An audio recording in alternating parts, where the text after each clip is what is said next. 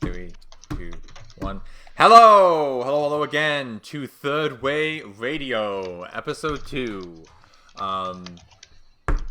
Something boogaloo, I don't know.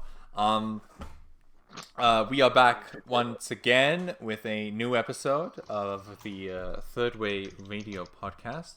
Today, I have myself joined by a couple of panelists here. First off, we'll introduce the returning guests. Say hello, Rex. Ew, what's up? Yes, very high energy. And Mr. Bumpkin. Hey, what's going on? I'm back again. I know. We all love you. And we also have Mr. Otter. Hey guys, good to be here again. Yes. And we do have some new guests on the panel today. We have Nothing Wrong. What's up, everybody? Nothing wrong. You can call me No Row. Yeah. Nothing to see there. Nothing wrong. I like that. I like Changing that. it. I like it. Yes. A new identity. We also have Mr. Tyler. Hello, everyone. Glad to be here. Yes, and finally we have Mr. Jon Snow. Hey guys, I'm too tired for this. Aren't we all? But I'm here anyway. It's the effort that counts. We've got commitment. I know it's 4 a.m. for Arter. Don't worry. It's really a long story. It was we weren't there at the actual announced time, so we had to push it back. It's actually late at night for most of us. Anyway, so today we will be talking about we've got a couple of topics, but it's all kind of in the same general theme. We're going to be talking about tradition, modernity, and the feminization of men, and how we, from a third positionist lens, would approach these sorts of things. Obviously, in the egalitarian age we live in, we see a lot of social upheaval around social standards and norms, right? We have the whole gender thing and everything, and the LGBT movement, and so we're going to be going down the list here and explaining our positions and what we would do in terms of how we would structure things and what our thoughts are on the changing landscape of the social world, I suppose you could say. So first off, we're just going to start with an overview. What do we think the ideal society looks like from a third positionist traditionalist lens? Does anyone open up? I mean, Wheat fields. Plenty of God wheat damn fields. God damn it. Tons of wheat fields. so many wheat fields. There's not enough for housing. We Yes, just live in it'll the- be like the field of reeds in Egyptian Such mythology. a just broad the infinite thing. fields. I got it. usually kind of avoid the traditionalist topic because I feel like it's just overplayed. But Mhm. go ahead. Okay, I got There's it. also man. so many different angles. Yeah, Yeah, there's so many exactly. different So basically- conceptions of traditionalism. So basically, one of the main modern problems, right, in today's time, I mean, in America at least, I don't know about other countries, is the lack of strong fathers in the home, right? Mhm. And we can argue what that was perpetuated by, whatever. But a lack of strong fathers in the home create young men that really don't know how to channel their masculinity, right? And you could say that might be one of the reasons why school shootings, for instance, that sparked up Oh yeah. in earlier years. Just genuine even rape, genuine a lack of work ethic, Mhm. right? Mhm. Young Right. men don't want to work, right? And I don't know. I grew up, right? I was lucky enough, right, where I grew up with my grandfather instead of my father, right? So I was actually able to learn how to channel that masculinity into masculine things, right? But yeah. So first step for me, what I would do personally is just try to reinstate the father in the household, and if the father refuses to be reinstated in the household, there should be programs and stuff there Mhm. from the Yeah. state, right, that should be able to teach young men how to channel that masculinity in a very positive way, right? Mhm. Yeah, because I can speak to this as well from my own personal experience, because my dad was do you guys have I'm obviously you guys have seen Rick and Morty, right? Oh my. My dad is Jerry. Uh, That's my dad. I've My dad is heard Jerry. Uh, He's not a very he doesn't have a very big spine. Let's just say that. So me and my brother grew up very isolated and very emasculated. And my brother's actually a fucking like rainbow flag wielding like queer, like just really bonkers, like very What would I call that? A twink? Is yeah. that a we call twink? it, He's a we twink. Yeah, call it's it a modern. twink. We call that a modern male. Yeah, new male or twink. He's on He's a bit of a cutting twink. edge. He is actually because Right. he's small and he's really We're fucking regressive. yeah, He's really just so really great. progressive and really hyper. And most of what he does is for attention. And I used to be sort of like that, but I was never that bad. But yeah, I feel like You used to be a twink? I wasn't a twink. like, I was a Attention twink. seeking. But I think that's natural. Jesus. I mean, I used to be like Christ. super progressive, You're sure, yeah, not the at Celtic one tiger, point. the I think a lot of Celtic us twink. were. At least socially. Okay, well, Celtic twink. Celtic the thing cat. is Yeah, about the Celtic thing twink. of the household stuff. I mean, if you really want to go look at the issues that cause it, though, well, I mean, you have usually the financial issue, which is typically, at least in white families, disregarding like usually black families with that whole stuff. I'll get to that afterwards. In white families, typically, I think it might apply to Asians too, but I don't really know too much because I haven't heard of much from the Asian groups. But it's usually the financial issue that they both can't handle themselves, because the reason why you have the mother in the workplace a lot more now is because they both have to do wage slavery to just barely sustain a house. And I mentioned raising a kid in this day and age is super expensive. Very. I mean, just go ask your parents how much money it costed them, unless they want really bare bones of it, which should ideally teach you some good morals like asceticism. Nevertheless, though, lack of a parental figure of either side is actually really bad, because it's going to raise the Right. child of a really bad psychology. Without a mother, well, you're going to have people, well, you're going to have incels basically if you're a guy. And if you're a daughter and you don't have a mother figure, you're not going to learn femininity. You're going to have too much domination of the masculinity influence, because we both have an influence of both masculinity, femininity. It is important to learn from our mother, and also it's important to learn from our father. If you don't have a mother, you're not going to learn how to interact with females at all. I can speak to Well, that. And not to mention also, without one of these things, this could also lead to mental disorder. Not to go on a giant tirade of it, but I mean, that's how you usually get a lot of trans folk as well.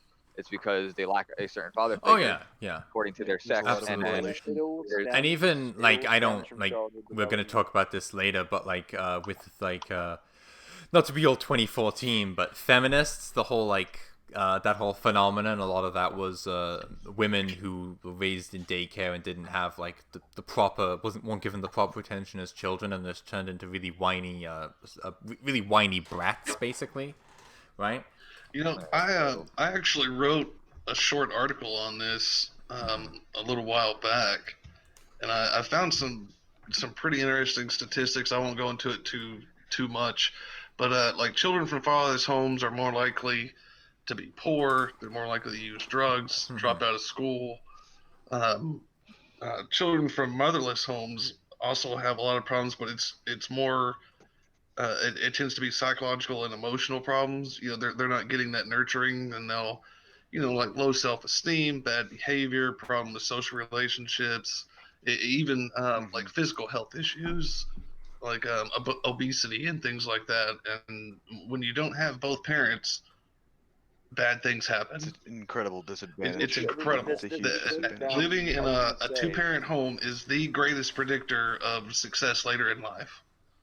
Absolutely. Yeah, that's also a contributing factor to the way the black community tends to be as well. But it goes down to the biological level as well. Like women or girls that are growing up and developing, if they don't have a father in the home, that their body can tell. Like their body generally knows. Like I read a study a long time ago that said that when a father is in the home, when he's in close proximity to his children, he emits pheromones, right, that kind of tell the children that everything is okay. But when the father is absent, the body selects for war, famine, or disease, and therefore children are more likely to hit puberty early. They're more likely to be promiscuous. Right. Generally, again, there's instability in the home. There's a lot of factors in play. But yeah, having a two-parent household, ideally a loving two-parent household, is probably the main significant contributing factor to success. We balance each other out. That's the whole point of the other half, right? It's true, the yeah. man brings the It definitely masculine is the element. greatest predictor empirically proven it's a better predictor than Anything financial else, status, the best. race, geography, anything. As long as you have both of those parents and they're both involved, you are far, far more likely to be successful later in life. Not to Did, mention the that like toilet women, paper especially mentions when they these reach little- their older ages, women tend to be dramatically happier when they're married to when they're single, right? Like within like 3 or 4 standard deviations of 5, right? Like it's Yes. pretty dramatic, the difference. Well, we're living in the upside down, right? So I mean, Yeah, they're, yeah. they're turning they're masculizing women and feminizing men, and it's the inversion of everything. I mean, there's Well, when you chemicals tell released. women that everything that makes them a woman is no longer valuable, and that to be It's the same with men. successful or to be valuable, they have to basically be penisless men. That's what happens. Yeah, they're Yes. just they're You know, comparing themselves to the standards of that men should be striving for, because men are the only, like, I guess this goes back to the economic argument. Men make money, right? And so you can't really make money with mothers. So then they want to try and impression these male standards onto women so they can go to the workplace and be extra worker drones, right? and touching on that economic point, when you incentivize single motherhood by giving tax breaks Right. instead of incentivizing two-parent Yeah. households, It's actual dysgenics, right? You're right, because exactly. you're incentivizing single motherhood, and we've said that two-parent household is the best predictor for a whole bunch of good things. When you de-incentivize that, that's actual dysgenics, right? You are supporting you are incentivizing a bad outcome. Well, again, like, there's another thing to take into note is the economic aspect. So, I mean, when you have both parents working, you can tax them both. That's all the government cares about. And I Yeah, mean, and you double your labor pool. I mean, there's cheaper. enormous benefits Oh yeah. from the standpoint of the elites to mobilize a female workforce. But I mean, But whether it's they not. understood the effects or not, they are critically damaging to masculinity as Well, we're yeah. talking about. It's not good for the generation as a whole. But Yeah, I there's think. many different factors, and also I just want to say, but by getting women in the workforce as well, Nothing Wrong just said, you can cheapen the labor pool, which means that things then, like, it used to be like in the 1950s, a man could support 3 4 kids and a wife. That's no longer possible anymore. And there's a more variety of factors for that. But when women are also working to support the family now, you can then put the kids into school earlier, which means you can indoctrinate them earlier. It's Yeah. also Essentially, I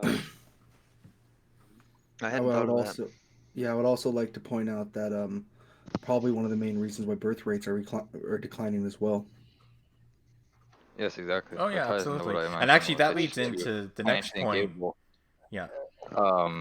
Before we go to the next point too, I just want to clarify also, because this usually gets hyper conflated, and this is like a heavy point.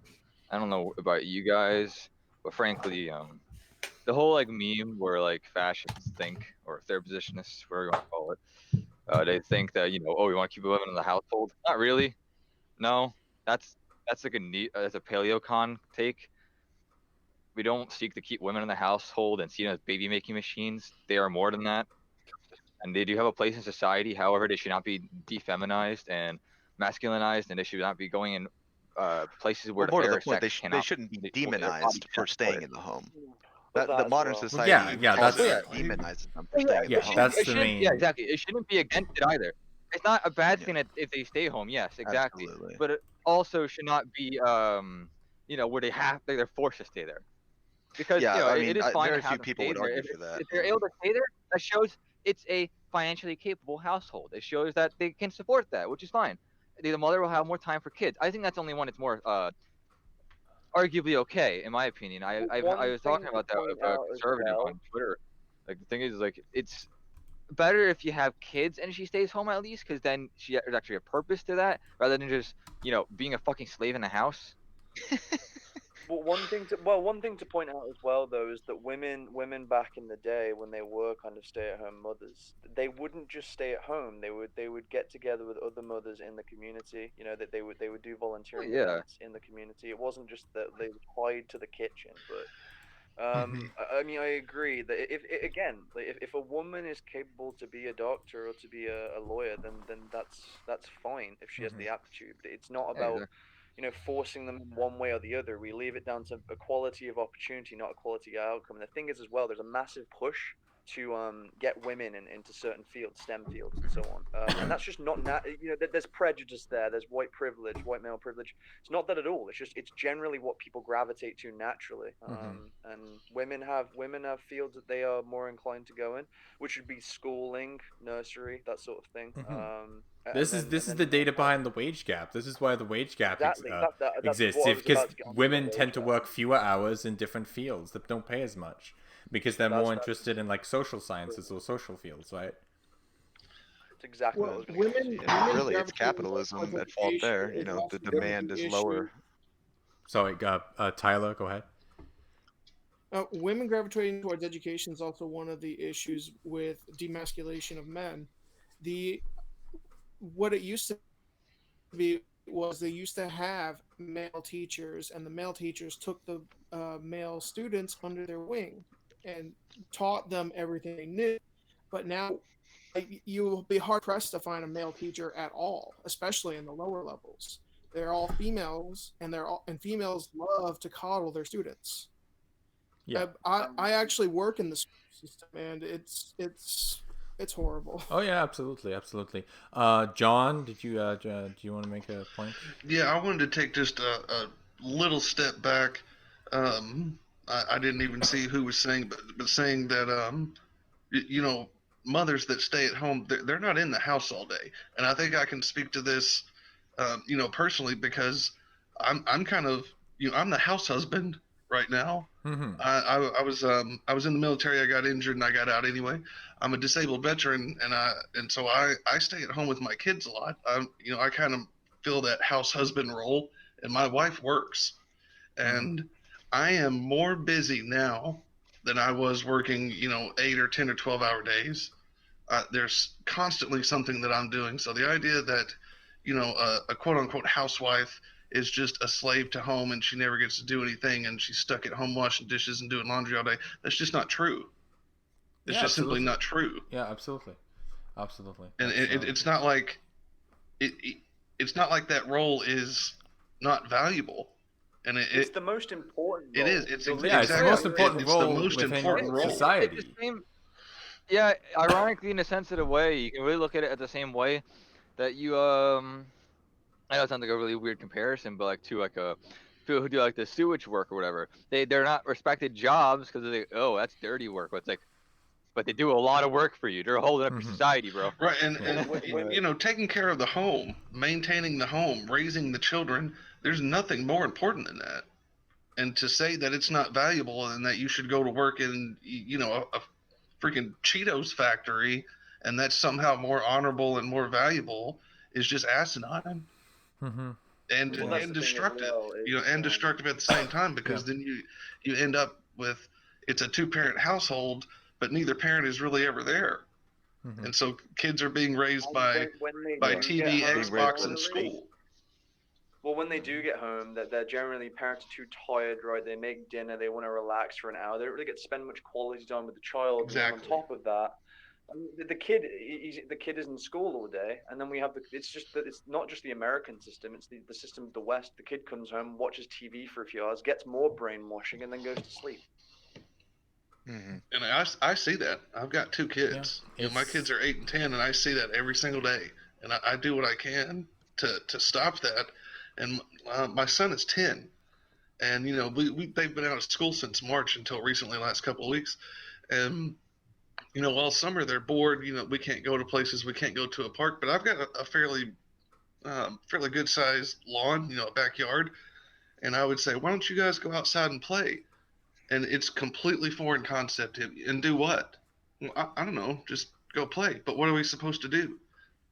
Find something to do. Eat bugs and play in dirt or something. Just go play. That's the thing. Like, if I could harp on that, like, I'm at the I'm right on the edge of where it turns. So I'm like either the first generation of Z or the last generation or the last of the generation millennial.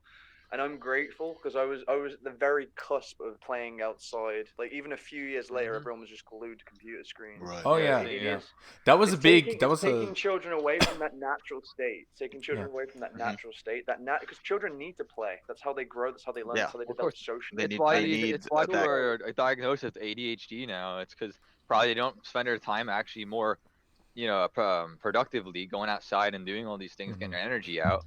So they just kind of sit inside and play games for social growth as well. It helps you there's develop a empathy. genius. There's a creative genius to the child's intellect. Like, children can just look at something and just it's incredible.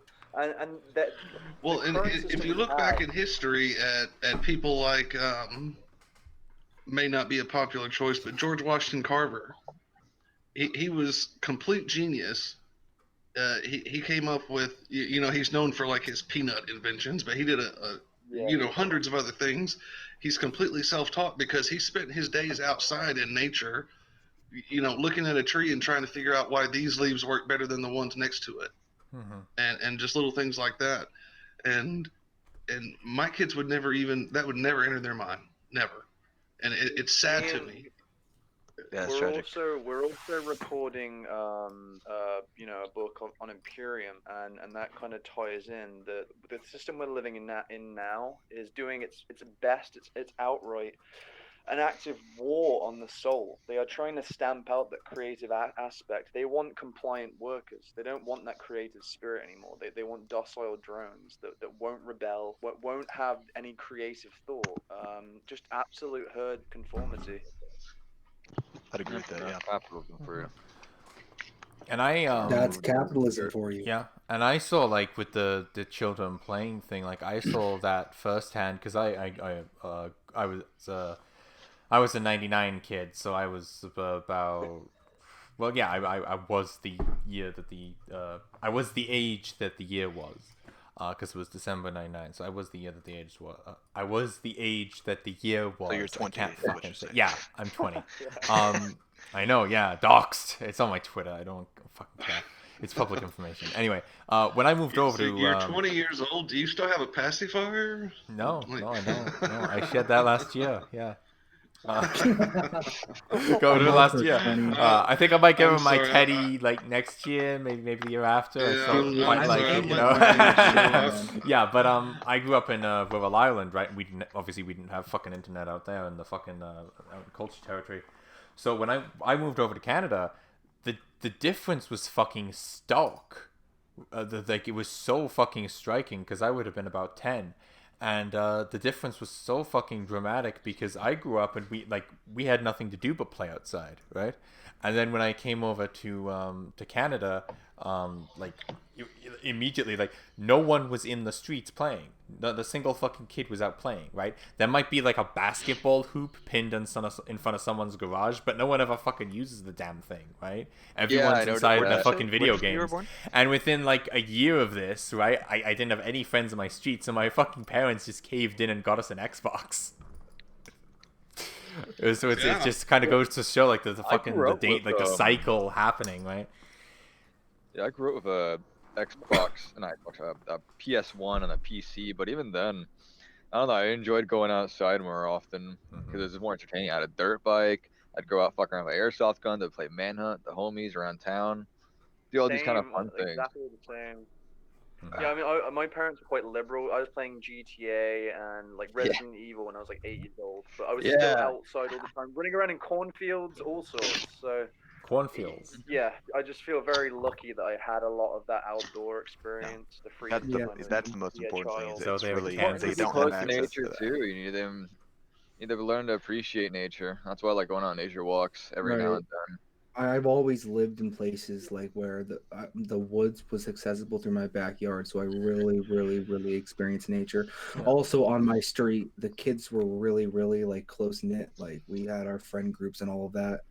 But every year we had when it did snow, right? Every year we'd have these huge snowball fights, absolutely massive, man. Building like barriers out of snow and just going at it. And I can't even imagine like kids not even doing that now. I walk down that street that I grew up on every now and again, and there is not a single kid outside, and it's just like, wow. I'm also 20, but it's just like, wow. It is very stark difference, yeah. Yeah. Because I moved out from like the country into the city, right? And it was in another I was country. never an right? urbanite, and I'm glad I never was. Yeah. Anyway, I don't know have if we you covered? Yeah. noticed, but I noticed an increased amount of children playing outside days. Yeah. In my area, it's mostly Hispanic, but I don't know. I guess it gives me a little bit of hope because I've seen more children playing outside. Yeah, I mean, it also gives kids kind of a rugged feel, right? It's like if you always hear this, you used to, if you had a problem with someone, you just go out and fist fight them, right? Just on the spot, and that doesn't happen anymore, man. It just doesn't. Well, and now you need a safe space because if someone says something that you disagree with, you freak out for 20 minutes and like start hyperventilating. Yeah. And that actually, a lot of that leads is into our directly next. related to a lack of playing outside. You don't develop that kind of social interaction as children where you have a problem with a friend of yours and you talk it out, and you develop empathy and social skills.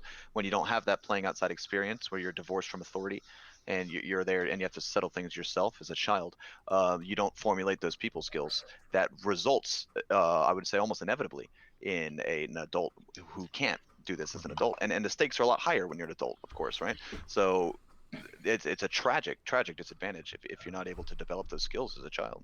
Oh yeah, definitely. Yeah, and that leads into the next point, the feminization of men. Sorry.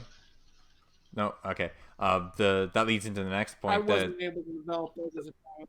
Yeah, and it really does set you back like a while too, right? And you have to go back, and if you ever even make your way out of it, you have to like go back and redevelop those skills. It's quite a hassle, quite a pain, and it's unfortunate that we're in that position. Tell me about it.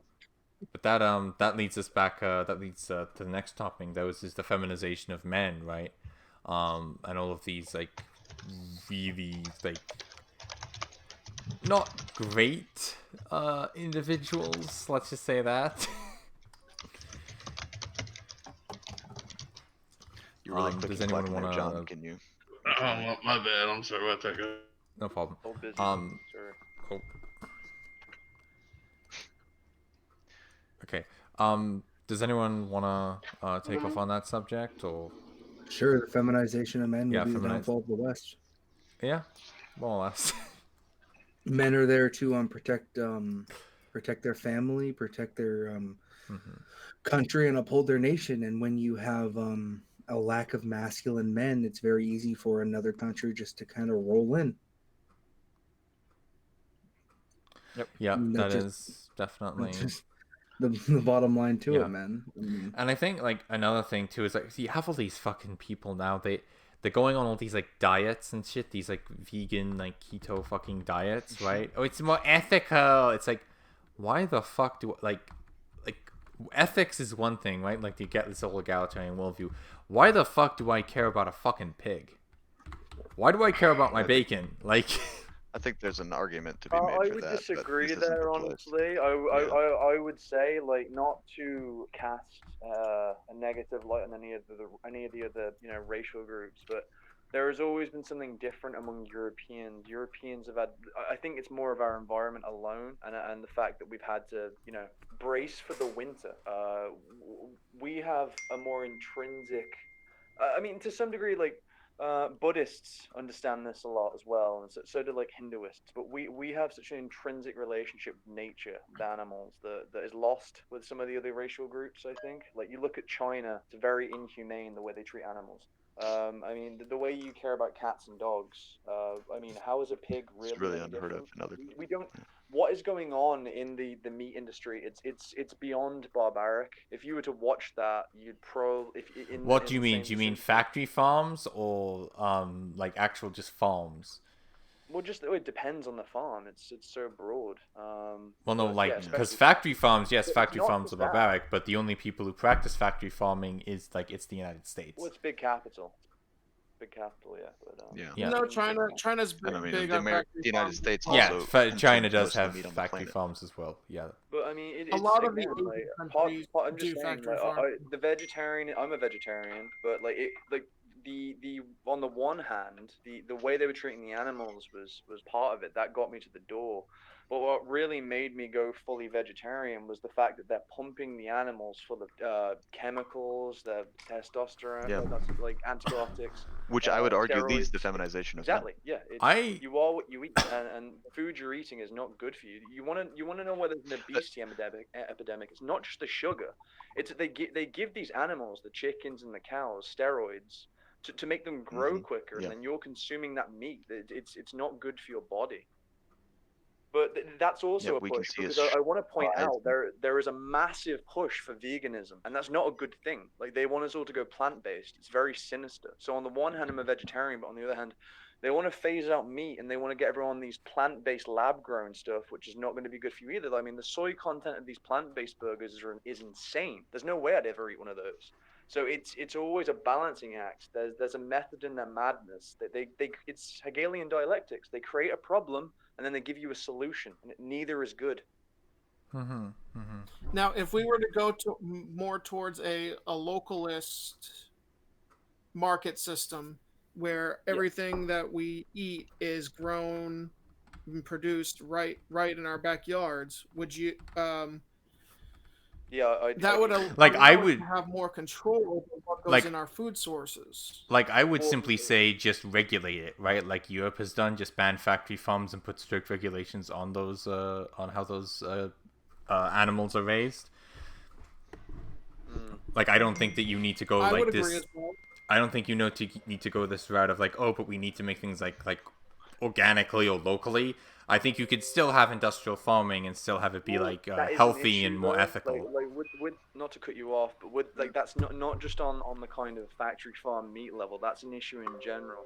Like they're cutting out all of the small businesses for this massive oligarchical monopoly of these. Like, I have my gigantic- own opinion on small businesses, but I don't feel like that's going to be a.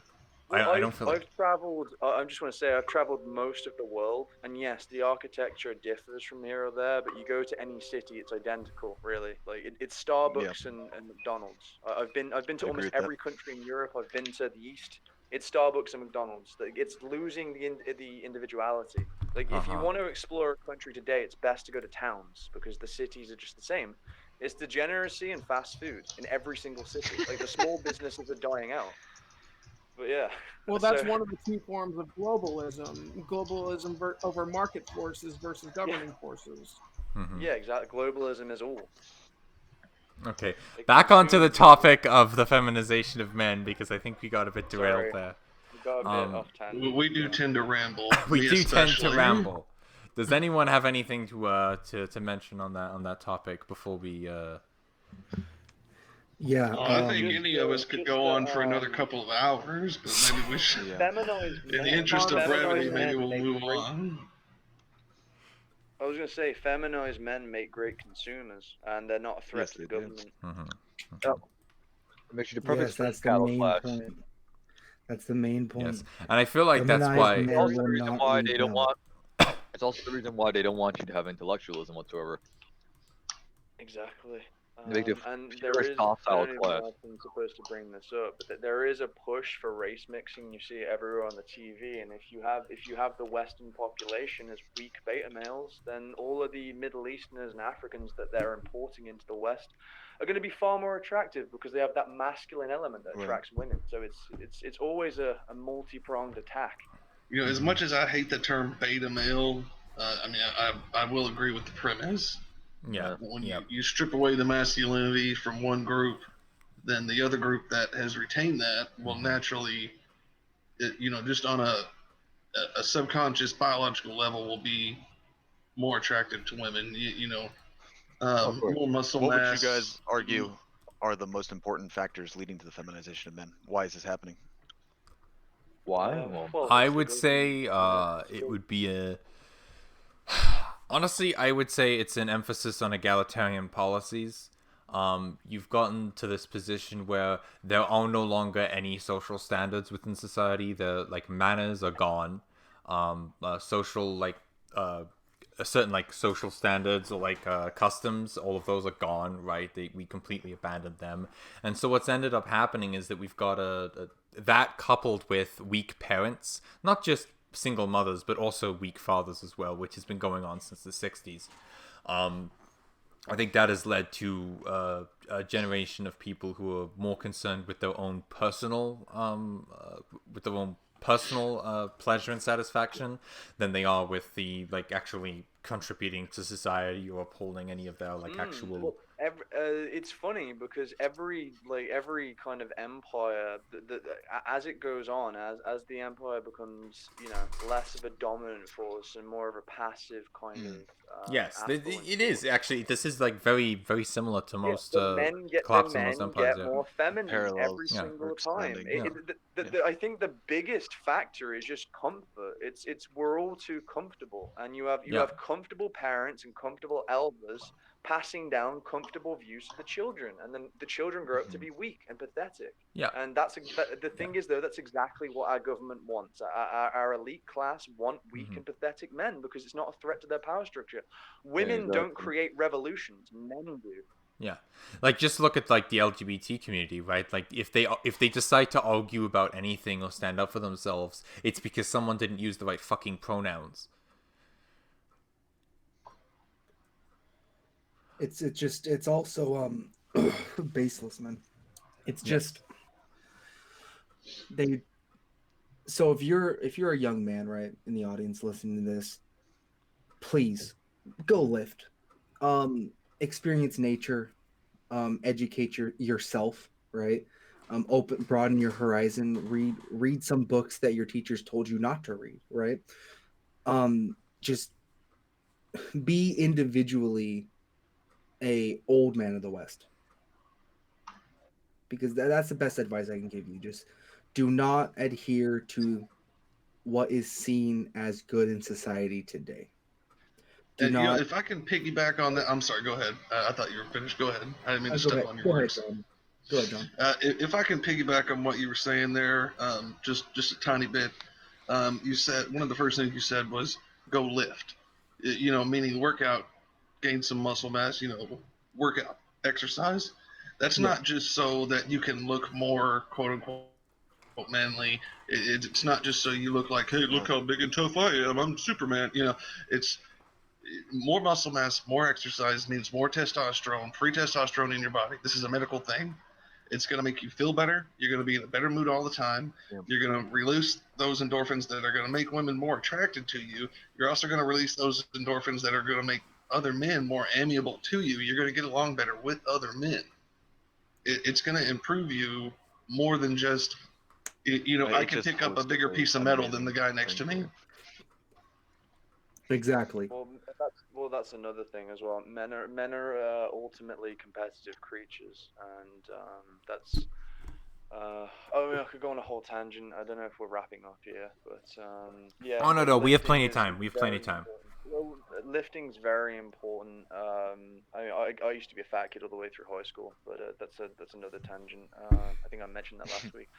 But yeah, lifting's important. But there is an aspect to narcissism there. The right values, I would say, is the most important thing. You need the masculine values. You should look to the great men of the past and men in video games. You look at Skyrim, for example. I remember the Golden One talking about this years ago, about how it was his Iliad, right? You should be idolizing the masculine virtues of heroism, courage, bravery. Progression and excellence, hardship. All of those things will make you a better person. Because again, there's plenty of men. I remember CT saying this years ago as well. There are plenty of men that go to the gym that could probably kick the shit out of him. But the thing is, he's more of a man than them because they're obsessed with their body. It's hollow. It's hollow masculinity. They're obsessed with looking good, which is narcissistic and, to be honest, quite feminine. But he's prepared to die for his beliefs, right? He's living for higher ideals. What makes a man is his ability to provide for his family, fight for them, and fight for higher ideals, fight for his nation, fight for a legacy. And that's gone today. That's what they want to strip out of us. One of the things that I said to my son when he's 10 years old, so he's almost there when we can start really talking about what makes a man a man. Okay, and one of the things I said to him, I forget how exactly I worded it, but I said, the reason you exist, okay, I think I said it this way. I was trying to explain like lineage and heritage and ancestors to him, and I said, all of these hundreds and thousands of men, they worked every day. They broke their bodies for the whole 42-year lifespan that they had. Every time they were fighting a war so that their children could survive. Every time they were out risking their lives to bring down a damn bear so that their kids could eat. They were doing that so that you could be born. I mean, all just to make sure their kids survived, and then their kids survived, and their kids. Yeah. All of that work was just to get to you. And think of the idea that something like 10% of men reproduce and have children, right? Something like that. And I don't know the number, but now we are the result of thousands of years of the top 10 or perhaps fewer percent of men who are able to pass down those genes. I mean, we are the descendants of warriors, descendants of scholars. I mean, the most important people and some of the luckiest people, I suppose. But I mean, that's something that shouldn't be forgotten or downplayed. I mean, that's critical. Exactly. I was trying to who tell we are, him, and we are ones who form that society. I was trying to explain the idea. I think of honor and dignity. Don't throw away all the effort of all of those men, all of those fathers, and all of those mothers. Every time that mother went without a dinner that day so that she could feed her kid, she was doing that so that you could be alive right now. Don't throw that all And away. here I am playing Xbox every day, right? So Yeah, don't take all the toil and the effort and those blood, sweat, and tears and throw that away because you'd rather play Fortnite for 16 hours than live a life. And I'm sorry, I'm going off on a tangent. I'm ranting again. No, that's good. That's good. If you live masculine values, if you follow that creed, you'll ultimately be happier. You'll get a reward from it that is immeasurable for this consumerist existence we have today. Like, it will benefit you and your children. Well, and that's one of the advantages of third positionism. It's purposely taking the harder road. You don't take the easy way. You take the harder way because when you climb that mountain, you're at the top. You didn't take the road around the mountain. You went over it, and now you're at the top. You achieve something because you didn't take the easy road. And every time you achieve something, you better yourself, and you better your family, and you better your community by doing that. That's how nations are made, and that's how nations are made. That's how empires get built. Empires don't get built by taking the easy way. Anyone else want to add anything? That actually kind of reminds me of a conversation I was having with a student yesterday, actually. She wants to become a senator. And so we were discussing some things about like her political beliefs and so on and so forth. Well, somehow we ended up going into empire and how the United States' empire is starting to crumble. And how the only way that the United States could really start securing itself is to allow its external empire to go its own way and for us to focus internally. But she was saying that we can't do that because we are like the mother, and all the other nations that we have control of are like children. And by us stepping away, the children will have rule the roost and just start spilling, I guess she used juice or whatever, just start causing problems. Yeah. And it would. Yes. Sorry. No, that's Lost my train of thought. That's good. That's fine. But yes. So wait. Which? Sorry, I forgot which which subject we were on. Did we talk about the LGBT thing yet? I think we touched on it here and there, but not really. Not directly, no. Okay. Not in depth. Sorry, Otto, go ahead. No, we mentioned it briefly here or there, but not in depth. We didn't really cover Okay. it. Does anyone want to go in depth on that? I probably can give a lot of pushback depending on the angle, to be honest. Well, it depends on the angle. Give me something first, and I can probably toss something in. Okay, so like, what would what is your opinion of the LGBT community, and how should we approach it in the third positionist society? Well, in a modern sense, well, here's the thing. I think Mussolini went into this during the doctrine of fascism, I believe it was, where the fascist government always keeps up to date with the times. It'll always it's self-improving. So we gotta keep thinking forward. We can't think backwards and archaic. We can't go looking back to like the 30s and 20s, 40s, whatever, to these ideologies and being like, hey, let's go like do ultra traditionalism to the point where we kill these people. No, I think in a modern society they do have to exist, people in the LGBT community. However, I don't think it should be the way it is now. Obviously, a lot of these people in the community are misrepresented. I would definitely like to say that they're misrepresented by the spotlight people, as we do with neo-Nazis. They look at neo-Nazis and look at these people. So you have to know how it feels. But nevertheless, get back on more centered point because this is like a really broad topic to go over. No, I think we shouldn't really do like a forced policy. However, we should have decency. But again, if they're third positionist, I feel like they'll just already know decency. I don't know. Give me something to go work with here because I'm gonna be all over the place with this one because this is a really big one I can go over. Well, okay. Well, so like, would you be, for example, what's your opinion on transgenderism? Transgenderism, I think I know it's mental illness. However, I don't think these people should be demonized and hated. I feel like conservatives have the wrong idea where it's, oh, we should go put them in therapy or it's whatever, like to go fix them magically. It's like, no. If you know anything of how these people are, if you like socialize with them at all, you know, like that. Also, if you know social engineering, the thing is, these people, you know, they're more susceptible to people who are close to them.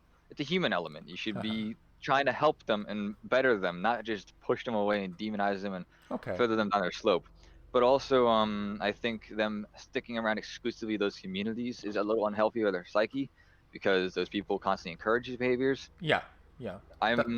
Myself, I'm more personally the person who gives them, you know, positive intake, but I also don't suggest them to go deeper and deeper down a rabbit hole. My personal take on this is, you know, probably not very popular among most people, especially with the trans or gender dysphoria issue.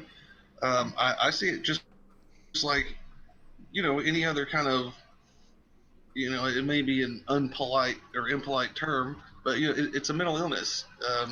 It's not something that makes them evil. It's not something that makes them special or worthy of any kind of special praise. It would be, you know, telling someone, oh yes, you know, you were born a man, but you think you're a woman. That you should be proud of that and flaunt that and tell everybody about it. That's like telling someone who's bipolar, yeah, man, yeah, that radio is definitely talking to you, and it's the CIA telling you about the lizard people that are going to come kill you tomorrow. Yeah, you should live your life that way. It should be like a mental illness, but they should not. There should be no stigma of, oh, that means you're retarded or something. That's what. Right. It's not a stigma. If I could I would say those stigmas are in a way positive. Yeah. Wait, what? Okay, one person at a time. I would say those stigmas are in a way positive because they tend to discourage that sort of behavior. Yeah, but that's the thing that we're fascist. Let me chime in. We're fascist. We're fascist, right? We're third positionists. We're third positionists, again, yes. Fascist is very broad. Yes, well, it's a very broad term. Like, I don't actually consider myself, quote unquote, a fascist because that's technically an Italian expression. But my point is, it's all about unity. It's all about bringing people together and building each other up. Now, once you start breaking everyone down into these groups, right? Once you're saying that, like, you know, those people over there, they're gay, therefore they need to be represented. I disagree. I think simply, when it comes to something more serious like gender dysphoria, it's tragic. Put yourself in their shoes. They don't even feel comfortable in their own body. They're at war with the self. Like. I can't even begin. I used to suffer from anxiety as a teenager, but I can't even begin to imagine what they feel every day. They do not feel like they belong in their own body. Like it's terrible. And we should help those people any way we can. We shouldn't demonize them. We shouldn't attack them. We should help them. Now, I don't think, you know, promoting and you know, like allowing, you know, that there are issues that, like, going along with it, like as John said, like it's not effective.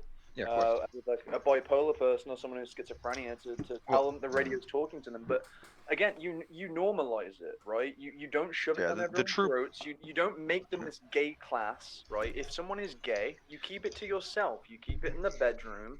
You know, you don't demonize them for it. You don't promote it. They're just people. They're people. They're Yes. citizens.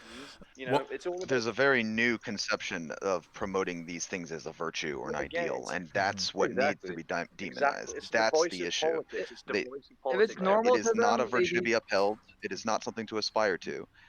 If it is a mental illness, and I do believe it is, then it is something that should be treated as such and not as an ideal, which you should strive for. Mm-hmm. Yeah, exactly. That's the problem that we're at.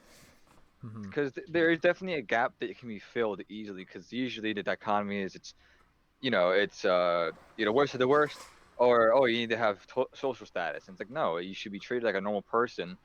And we do, yes, there is a stigma that we should work against also, like, because the term mental illness is why they removed it as mental illness. It's a purely political thing, because it's not fucking biologically normal. My bad for cursing, but it isn't. It isn't biologically normal. It doesn't make any sense. I'll However, say this over and over again. I'll say this over and over again. We're living in a system where, division is the main weapon. So it's course. black versus white versus brown. It's gay versus straight. It's Oh, young versus old. It's directing the focus away from Man the versus government woman. elite. Yep. Yeah, exactly. Yeah, I mean, divide and conquer is the oldest trick in the book. I mean, Yep. we've known this since. They teach you that in What was school. that? Time Well, memorable. that was Caesar, right? That was If we Julius can- Caesar at Scipio, Oh, was I it mean, not? perhaps he's the first one who wrote it down. Oh, But Ramses. I mean, it is literally the oldest trick in the book, right? Ramses, maybe. Well, if we can on that point, we can maybe go forward. Oh, I guess if we're talking about LGBT, we should be going back. But if we go forward here, and what do you guys? How would you guys address like the gay marriage question, or like homosexuality in general? I'll start first. And this isn't Well, an you answer jumped that on that. everyone will like. This isn't an answer that everyone will like, right? But marriage is sacred, and I'm not even a Christian, but marriage exists as a safe place for children, right? Marriage is a place where men and women will come together in love to produce children. It's a safe and secure environment for them. Gay people can't have children, they can't reproduce, and it's not necessarily because they're gay, but again, like, if you want children to grow up healthy and happy, they should have one male and one female, Yeah, a mother and exactly. a father, to raise That's them. true, You have yeah. to have that natural equilibrium. So I don't think gay people should get married. That being said, I think that they should be afforded similar liberties that allow them to, if their partner dies, then they're entitled to their share of the wealth. They are in that sort of thing. They have security. I think they can have that, but marriage is specifically, it's not about the men and the women. It's not about the man, the woman, the two men, the two women. It's about the children. It's a safe and natural environment for Yeah, children exactly. to grow. So I don't think And they it- should be there's allowed. really There's kind of make it two distinct too. different It's like- ideas of marriage. That's the thing too. It's like it's a very distinct thing we brought back to, like, it's not so much like an anti-gay stance for gay parents having a child. It's more so just, again, a psychological thing on the child. Disregard everything else, like the statistics or whatever shit people usually pull up, like, oh, gays do this, blah blah blah. It's like, it's just not good. It's like it's no better than having a single parent in the household. It's not good on their psyche. Exactly. If you have no. two It's almost dads worse. A lot and of a times. daughter, or two dads and a son, it's just not going to be a good influence. It's not going to teach them the right things on a psychological level, because when you're growing up, that's when you're mentally developing. And like Arthur brought Yeah, up, most there's impressionable. pheromones and all that stuff. It's just not healthy, and it sucks. I don't know. We could probably find a solution, maybe. I don't know, some way, but I don't think it's gonna be easy by any feet of the way in that region. Because I do understand it. That does suck in that term. Like, you're not allowed to have kids because of that. But it's like, Yeah, I Well, would have to you- agree with that. It I mean, is what it is. It is what it Yeah, is. there it are is what it is, but- circumstances in which we is what it forbid is. citizens' rights, right? For Yeah. instance, everyone should be allowed to drive a car in the United States of America. Like that is a privilege that we want to afford to every citizen. But there are, for instance, blind people whilst we love our blind people and we love them as citizens, it is in the worst interest of the society to let them drive, right? And we're willing to say, sorry, blind person, it's not because we dislike you because we're blind, but we have come to the decision as a society that it would be better for everyone if you simply don't drive, no matter how badly you want to. And I think we have to take a similar approach to a gay couple who wants to have a kid, because I mean, to have a kid is, the biological imperative. That's something that you really want. Now, it is not in the best interest of any party to allow I mean, it's not in the interest of the state or the kid, to allow them to have children. And I think you have to look at it like that. As much as you want them, we have to forbid you from having it because the outcomes are far Exactly. outweigh the benefits. If I could just tack on like a little bit there, exactly. It's the group before the individual. You're catering to the individual wants at the cost of the greater whole of society, Yes. and children need that natural male and female dynamic. It's just More not than fair on anyone. child. Yeah, exactly. And that's the kind of ties into third I was position. going to say, as children are well. the most precious thing in society. They need to be protected and reared properly. And this goes into the third position's conception of collectivism too and self-sacrifice. I mean, it's like you should be willing to sacrifice your temporary things to the greater society of things. That's just kind of how it is. You gotta be willing to sacrifice some things, which sucks, but I mean that's just part of life, frankly. Yeah. Speaking of sacrifices, I think we're just about ready to move on to our last topic of the night, and this is probably going to be the most controversial one: abortion. Hooray! Abortion. Yeah, everyone loves abortion, right? Speaking of sacrifice, Yeah, have, speaking my of most sacrifices, let's talk about Probably have abortion. the most Jeez. hottest take on it, and I It's don't know if it's even satanic, good for what a air. segue. I would say. What a just, like, fucking nice and segue. quick, my Yeah. opinion's recently been changed by Rex, kind of. So, like, Rex has kind of won me over a little bit. I mean, I've always been against abortion, but Rex has kind of pushed me even more in that direction. But yeah, I just Oh, want to. It's a interesting. Let's hear it. satanic, archonic, child sacrifice. It's a Kabbalic ritual. Just Okay, throwing that out great. there. Can you tell us about what your previous opinion was, and Well, then what yeah, Rex said to change your mind? I mean, I'll let Rex follow me, I guess. But Yeah. I kind of believe. Okay, well, let's hear your old opinion. I then. despise recreational abortion. I actually judge the Recreational girl and going abortion. to. Yeah, that's the term I it use too. literally is. It is. Yeah, What a- it is. It's. Well, I always said it's What an a term. abortion out of convenience, but it's it's recreational abortion. I need to write that So if one a woman down. sleeps- Yep. Yeah, if a I woman think I coined that sleeps term. around, Go ahead. if a woman sleeps around, or she's in a relationship and she's like, "Oh fuck, I'm pregnant. Oh well, time to get rid of it because I'm not ready or I don't want it." Like that to me is the most abhorrent and selfish and anti-human thing Recreational you could abortion. possibly do. You're killing your child for the sake of your own convenience, which, and I mean, I judge women by that. Like, in if order a to woman- escape yeah, like, responsibility. that's Yeah. one of the first things I ask a woman. I'm like, so, like, how do you feel on the abortion question? If they're pro-abortion, I won't date them. But I mean, it's not coming from a Christian angle. I mean, I'm like, I'm spiritual. I don't want to sound like a new age fucking female or anything, but I'm spiritual. I'm very esoteric. I believe there's a lot of truth in many different religions. I've read all sorts. I've read the Quran. Yes. I've read Talmud, the Torah, Old Testament. I've read all sorts. Gnostic literature, like a ton. I've read a ton. And I think there's truth in all of it. So I'm not coming as a crazy Christian here, but recreational or convenient abortion is disgusting. And that was my old stance. I used to think that if a woman was raped, for example, then we should afford her that right to get rid of it if she doesn't feel that she'd go through with it. But Rex made a good point if he wants to lead. Yeah, I Yeah. can go into that. Basically, all right. To really like make sure I word this properly, so it's the least offensive way to put it. Basically, should I just hit it right on the nose? Should I just be the Just most hit it blunt right way? on the nose. We don't care. All Just right, hit it fuck right on the nose. All right, if you get pregnant from rape, it's your fault. Now let me elaborate why. Wow. I feel like that was a salvation take. Hang I feel on, like that's hang on. something you It's should true, look up yeah. for That's salvation. the worst. Position to That's the defend. worst. She That's should the have been worst. wearing a bin bag. It's her own Let- fault. Yeah, it's the worst it will sound. From here on, it'll be good. But anyway, so basically, why? Well, here's the reason. If you know anything about abortion and what's the word? Contraceptives. We have plenty of things like spermicide medications, like yeah, like all these types of day after pills and all that shit. You can get that stuff immediately. You can go to, and then a week later, also, you can go to the doctor and get a needle done or whatever it was. Because it takes like a week to form or whatever until like a doctor can go tell and from there, a doctor can also do like extra spermicide work or whatever. Which, again, that's like the nail in the coffin. It's done. You're not gonna get pregnant. You need to act on those things. Now, here goes to the later thing. Okay, the argument usually is, oh well, I want to. If you get pregnant and it's a rape baby, I want to get rid of it because it's not mine per se. Yes, but the thing is, you gotta look at it from this perspective as well. The baby really consciously choose to be a rape baby? Do you really think like that's what they wanted? No. But the thing is also they were selected. If I can just interject as well, like Rex is actually friends with a rape baby, if you want to put it that way. So, like, well, it's not. Well, it's not coming from a cold place. We're Like, being this this is a very edgy episode. This took a very dark turn. Bro, I had these views put on me by my freaking ex who passed away from cancer, who also got raped.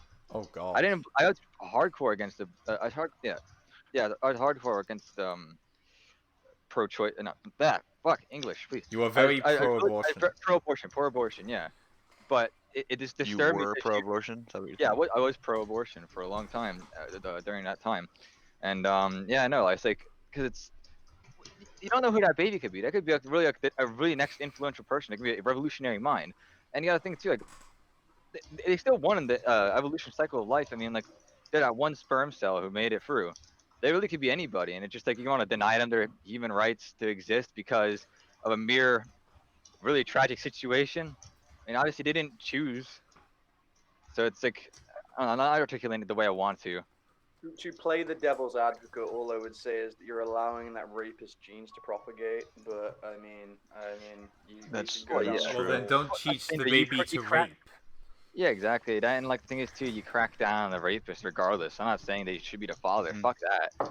However, I mean, like, it's still a kid, and that person. I would argue as well, as a devil's advocate, us as third positionists may feel otherwise, but most people would argue that you don't have a responsibility, even if this child is the next Albert Einstein, and even if you knew that. If it was thrust upon you, then you don't really have a responsibility to birth the next Albert Einstein, many would argue, because, the individual is more important in the eyes of most people, right? So that's not a strong argument in most people's eyes. Well, of course, it's not the way it's not the way I wanted to articulate it, because I'm not really sure how I did it with Arthur, but I feel like I articulated it previously. And like what I would say to that is that there are. So if I can try to synthesize what you're saying, is the argument was that of course rape is unfortunate. We all agree on that principle, but there are so many other options before it comes to abortion, which should be such a last resort. It should be completely preventable. In that sense, if you have to resort to getting an abortion, it's your fault for not having been proactive in getting it taken care of before it came to. To point out, abortion actually has like a really negative psychological effect on the woman. Like the woman consciously knows she murdered a child. Yeah, like it's not an easy thing to go through, and it's just we've normalized it so much. We've normalized the error that we have with the nefarious agenda, but. Yeah, I would just like to say, like, it's a very, very interesting thing to look into, like the whole narrative. Because again, we've got below replacement birth rates now, partly because of women going into the workforce, getting careers, going to university, putting off having children, and then mass amounts of abortion. But then in our countries, the third world immigrants, because we don't have enough labor. So it's a two-pronged attack. But I would just like to say, looking into the history and how it was pushed, right? It's a great idea to look into like who was actually pushing it, right? Like it's just if I can just jump in there on the population thing, right? Like because I believe it's just recently, it was a few weeks ago, there was an article, the birth rates in Ireland, for the first year since I believe it was like the famine, the birth rates have gone down, right? They've gone down into the negatives. They only legalized abortion last year, right? And the abortions, like first year, it was like I think it was almost 3,000 abortions in a population of 6 million in a year, and the population has already started decreasing. If I could just like the thing is as well, this is a really good thing to point out. I talk about it a lot. especially in Britain. There's a phenomenon occurring in Britain, and I'm sure all over the West as well as America. You have the more intelligent women and men, I guess, the more intelligent men and women. They're listening to all this propaganda around, not having children. They're listening to global warming and how it's not convenient Such or a virtue. affordable. Yes, and how it's a virtue. Am I still there? Yep, you're still there. Okay, my right went weird. But yeah, there's all this propaganda, and so the pro-abortion, the good, positive, intelligent, beautiful men and women, right, that would be having kids aren't having kids now. But the less intelligent, the ones that won't listen to the propaganda, these dole dossing, like lower members of society, because I see it all the time in Britain, like the smart 120 130 IQ woman is getting a career and maybe having 1 2 children max, and then you have these dole dossing families that haven't worked a day in their life that are pumping out 7 kids. It's completely dysgenic. It's terrifying. It's idiocracy. It's a real life idiocracy falling before our eyes. Absolutely. It is really bad. So that is the end of the list. To get Does back on anyone have any abortion, if final we can. takes? The final thing I want to add, though, yeah. I feel in Right. general the abortion topic is just not a third positionist thing.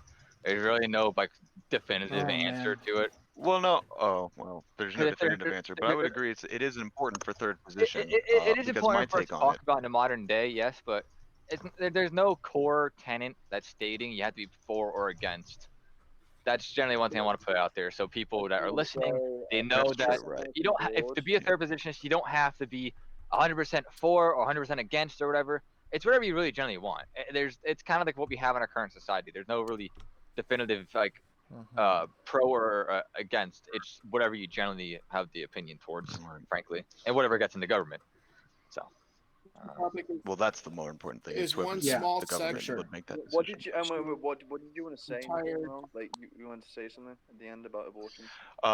Yeah, I would push back that it isn't a third position point, because I would argue that whilst population and dysgenics, that's all very, very important. I won't discount that, but I think that abortion can be looked at in a much smaller lens. It's not as complicated as all of that, because ultimately it comes down to, is it okay to end someone's life for a mistake that you made, right? Well, of course. Because as we've said, at the end of the day, there is no reason that you've gotten pregnant other than I'm more you were so irresponsible, just right? arguing that in the sense that because you'll have people who advocate for more for eugenics, and then you have people who don't.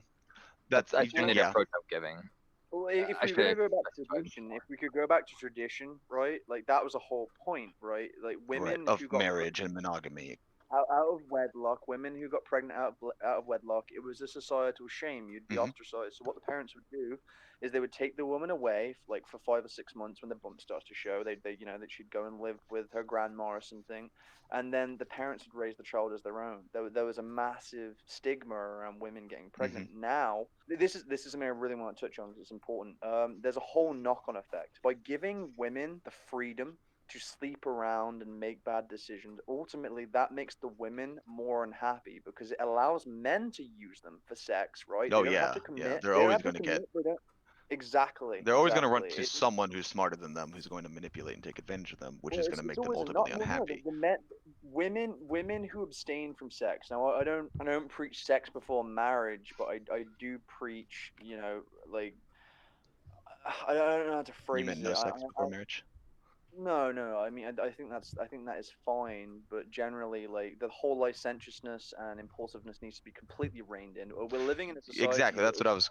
My point was that it promotes an irresponsibility that we want to de-incentivize irresponsibility in a collectivist society, right? When you have you have to be able to have a citizen who takes the 30 seconds to stop and think about the implications of what they're doing and the risks involved.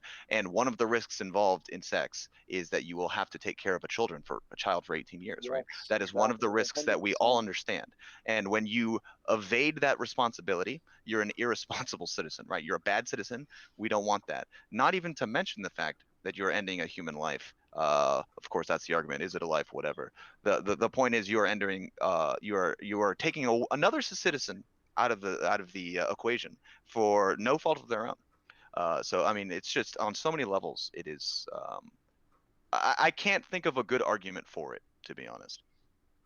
Yeah, just to hammer a home on that, like to condense it, it's reinforcing critical thinking because that's vastly largely gone today.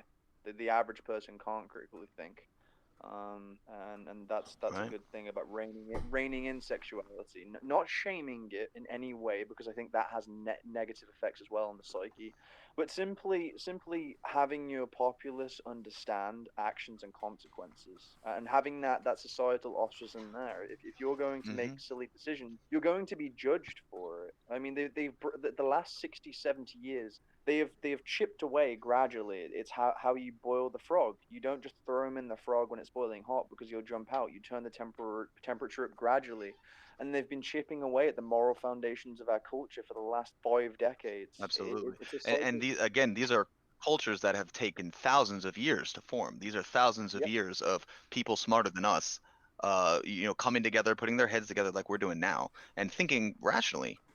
We would hope for what's going to make more sense. And almost every culture has decided that monogamy is a good thing. They've decided that not killing children is a good thing. They've decided that love between a man and a woman is these are things to be aspired to. Well, And it's the fact that to think that in the past 100 years or less that we've somehow our science has led us to think of something that's more important than that. It's kind of arrogant in my mind. Well, that's Yes. because third position. Third, I just want to touch on like a final note. Third position is the common man, the good-hearted man that's concerned about his people, his culture, his history, his legacy. It's pushing back on the evil that is wishing to destroy everything our ancestors have built. Yeah, and that is a good note to leave off of. Thank you everyone for watching the. I was about to say salvation for watching the Third Ray Radio podcast episode 2. I think this was a very productive discussion. I enjoyed it. I hope everyone here enjoyed it. I hope you enjoyed it at home, and I hope you learned something. We will be back next week on Friday. And once again, we might actually stream. I don't know. But we will be back next week. And until the next time, stay safe, guys.